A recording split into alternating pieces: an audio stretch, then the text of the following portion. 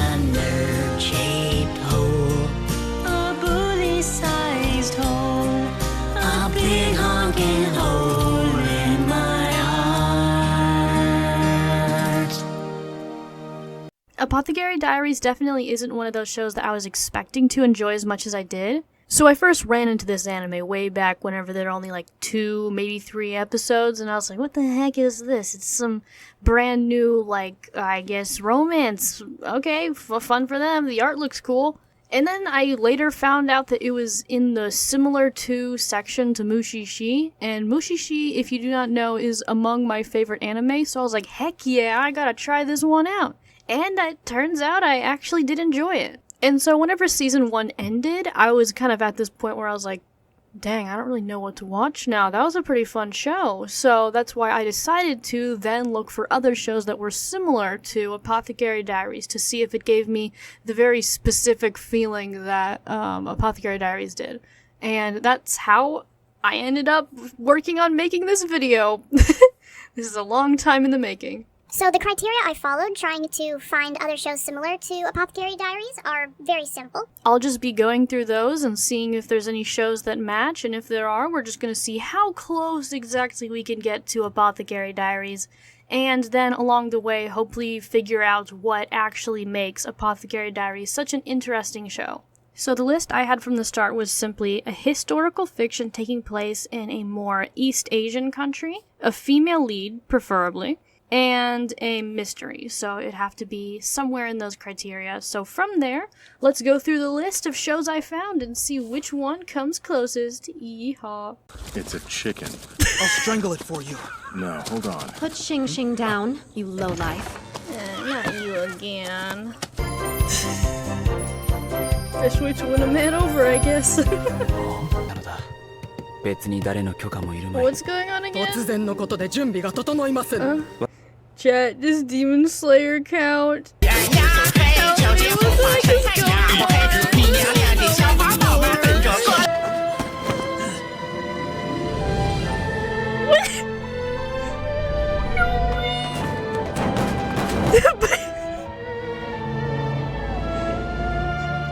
The baby's a portal?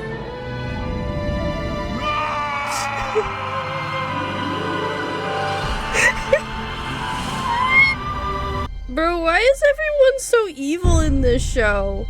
That after taking his majesty away Chat, from I don't know if this that lack of counts. clout. She literally didn't do anything, bro. Stop trying to kill her. Fire Nation surged through the wall and swarmed over Ba Sing Se, Chat, does this one securing our count? victory!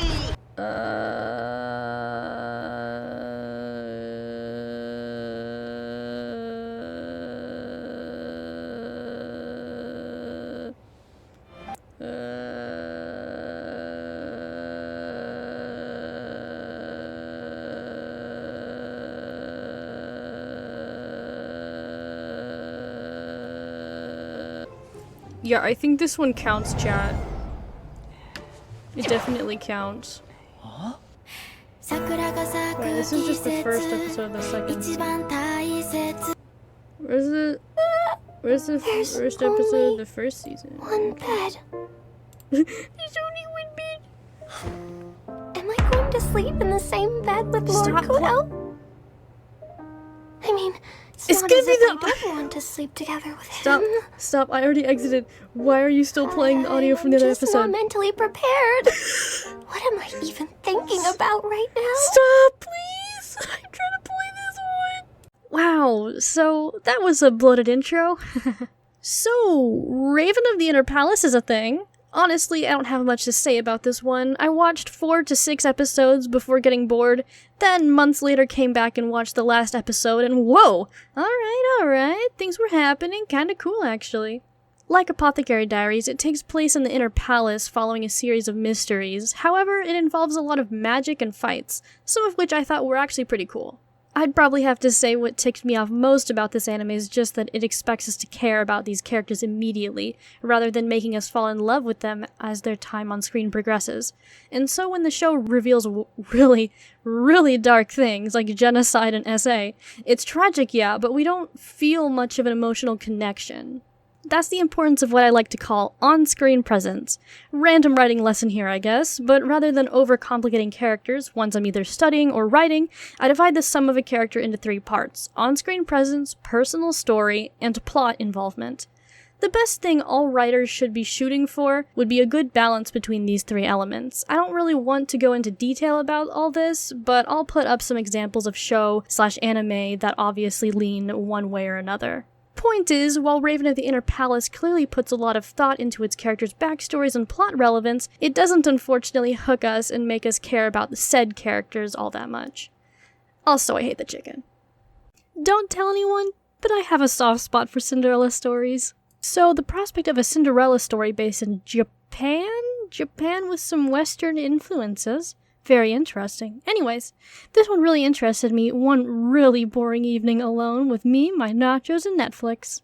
My Happy Marriage, yes, that's the name of the anime, was really cute for the first 6 or so episodes. Just like every anime of this type, it starts with the main girl getting really, really bullied. Is it just an East Asian thing, or have I been missing out on all the girl torture shows? Guess Anne of Green Gables is close in a way. Anyways. Girl had a hard life, so it's really cathartic seeing her, very slowly, settle into a truly nice, warm environment surrounded by people who love her. Cough, betrothed to my sister's ex, what did it better, cough.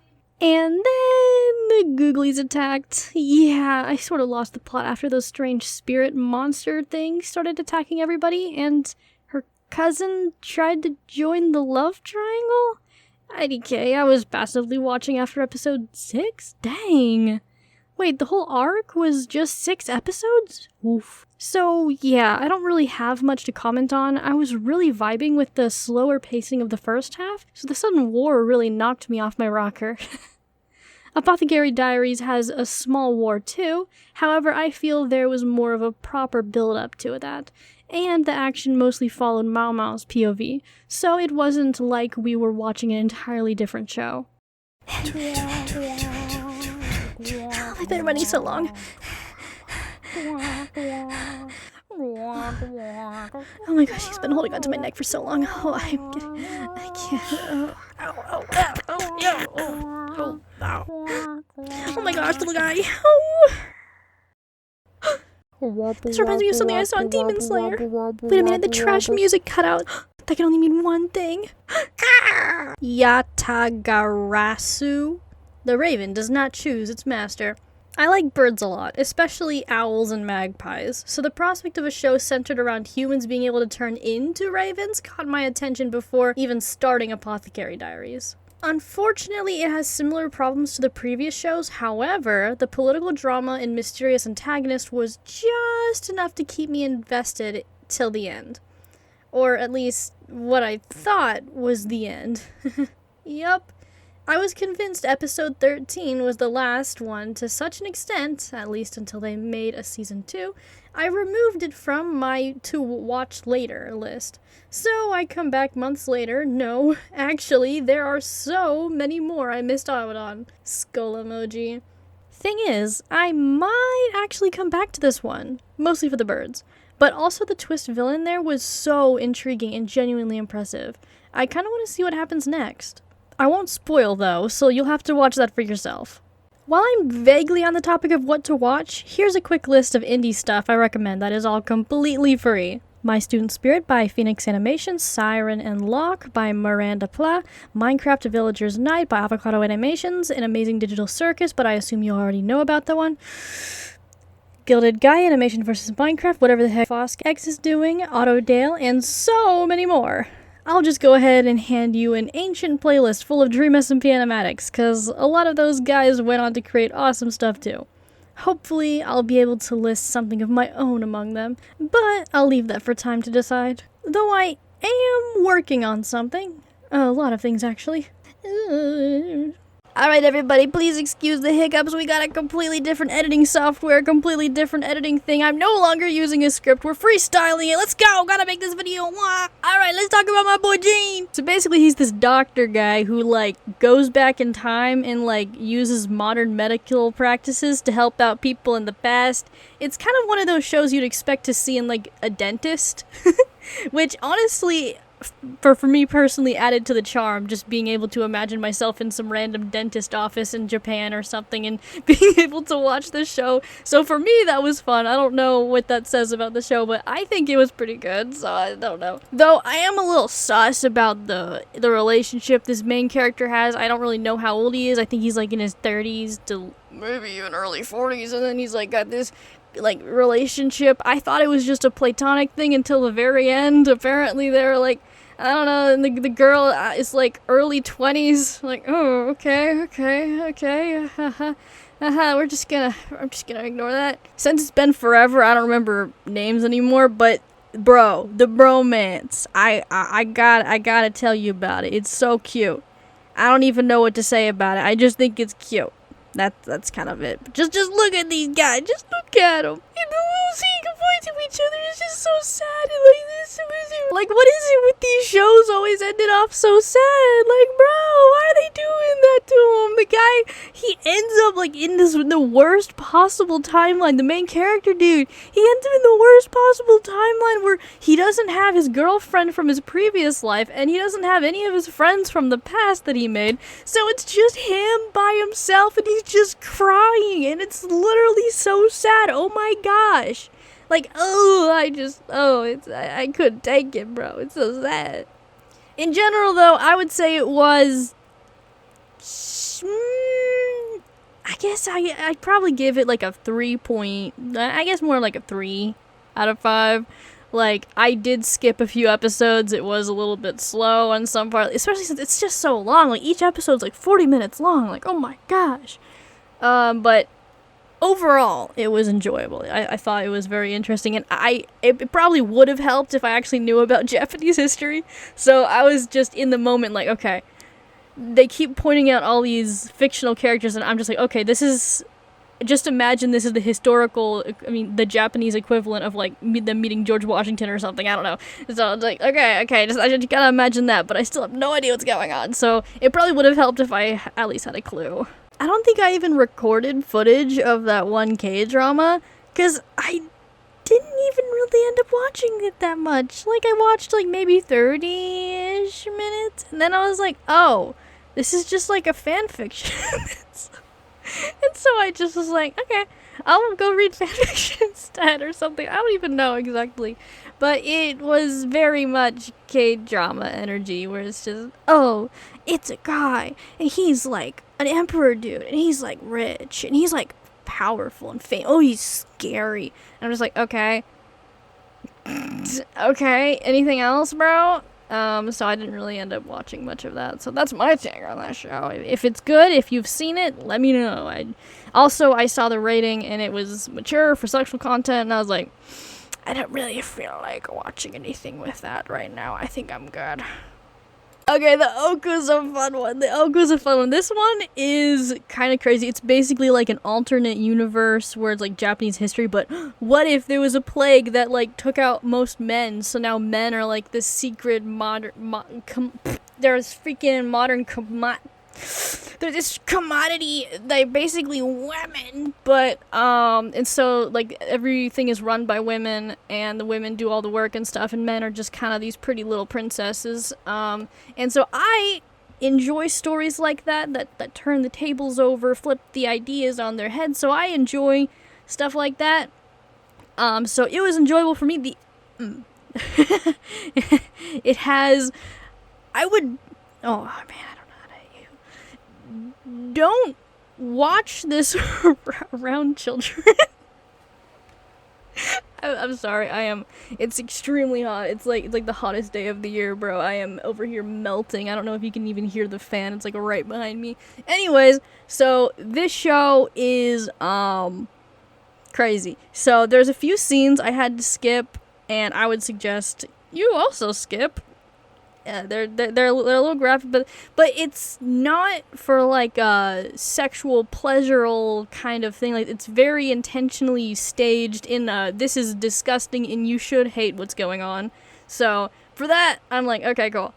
I just skipped them, and I would not watch the show around anyone either. So yeah, it has a lot of commentary on sexism and like patriarchy, and not even that, but it kind of like I don't know, it's got this really interesting thing where it has, like, there's a matriarchy, but it's still secretly a patriarchy, and it basically, the premise, or at least what I got it, the gist of it is just that no matter whether you're a man or a woman, if you're in power and you have control over a whole nother sex, you're gonna do some pretty bad stuff, and you're gonna end up seeing things. And so I like how complicated the politics are, the people are, everyone has different, positions and all this kind of stuff on what's going on. It's just really interesting, and it makes you think. Just again, it's for 18 plus audience, just letting you know. Mononoke, I'm so sorry, I forgot about Mononoke. It's a great movie, you should watch it. I think there's multiple movies out now. Anyways, bye. Just be careful if you have, like, seizure stuff, though. Maybe don't watch it if you have epilepsy. Okay, I genuinely do not have footage of the other shows. I know there was this one that I showed, the one with the 3D animation. That one is made by Studio Bilibili. And the main reason I even clicked on it was because I've been following Bilibili, or Bilibili, whatever. I've been following their stuff for a while now, just because it's been very interesting seeing their progression in animation. I'm a 3D animator as well, so I do enjoy seeing what they do, and watching them experiment throughout the years, with various animation styles has been very interesting. So that was one of them. I only watched a few episodes of their show. It was clearly an experiment for the later show they would make to be Hero X. I could tell just by how it was formatted, it was just an experiment. But I do think it was still fun and lighthearted, and I didn't really go too far into it, so you'd have to let me know if it ended alright. But that one was fine. I don't even know what else I would have watched. I think that's it. I don't really have too much else to say.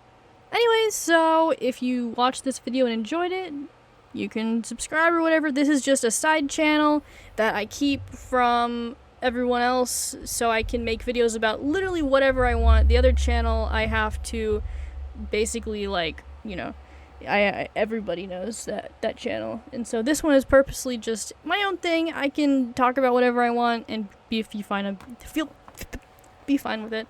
So, yeah. See ya! Oh yeah, I forgot to basically say, okay, so from what we've learned from this video, I would probably say that the reason that Apothecary Diaries was so enjoyable was because it perfectly blended the elements of entertainment, I should say comedy, and political drama, and also just enough action that it was kind of, just to like keep you on your toes a little bit, but it never really pressed to try to go into a different genre. It knew its lane, and it has stuck to it. Jeez. And yeah, there's a bunch more videos about how great Apothecary Diaries is. I really shouldn't have spent a year on this video, but that's what I ended up doing. So yeah, I'm just gonna make this one. I've also been hoping to work on some other anime videos. So yeah, if you want to watch that, then great. If not, that's also fine. See ya!